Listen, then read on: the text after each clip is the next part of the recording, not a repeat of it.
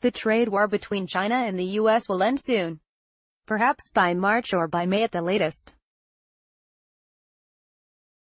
That's according to XD Chen, chief China economist for BNP Paribas. We remain confident in expecting a reasonable trade deal either in March or before May, with March more likely, in our view, says Chen. That will be good news for smart money, which is already betting on it. China-US trade talks are highly market-sensitive and have continued to attract attention worldwide, explains Chen.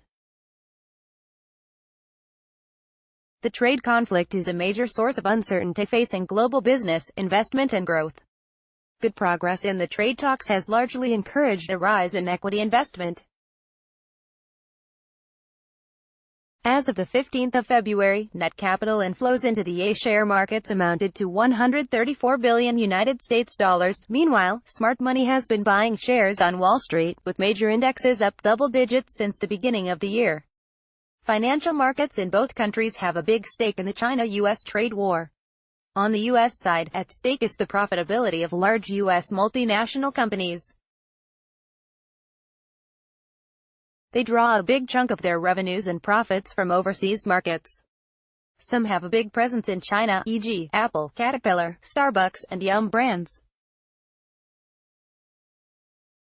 U.S. major equity shares Koifan on the Chinese side. At stake is the exports of Chinese manufacturers to the U.S., and the ability of Chinese technology companies to replicate American business models and technology. That's why business interests on both sides want to see the trade talks come to a conclusion sooner rather than later. Chinese large-cap shares Koifan, the main thing the markets are looking for is one, a sense of progress, at progressively higher levels of discussions, within a reasonably short-term time frame, as in, the next 2 to 3 months, and 2, for the Fed to continue to stay on the sidelines while trade negotiators bang away at some kind of agreement, says Jeff Yasteen, senior equities analyst at Banyan Hill Publishing. Still, the end of the trade war won't end tensions between the two countries in other areas, like the security of the 5G systems. Frank Gaffney, executive chairman of the Center for Security Policy, for instance, wants the American government to block China's dominance of 5G sooner rather than later. Here's a thought experiment that may seem far-fetched, but it isn't. Would you be comfortable if a hostile power could monitor and control virtually every aspect of your life, including how and whether things work in your home, what is done with your personal communications and information, and even our country's defense? He asked in his radio feature, Secure Freedom.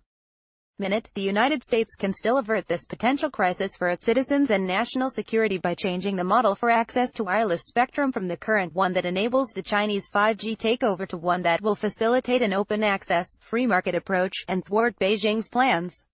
But we must flip this model now, adds Gaffney.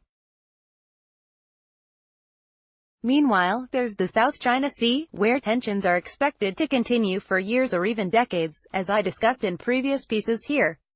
But that's something smart money doesn't seem to worry about for the time being.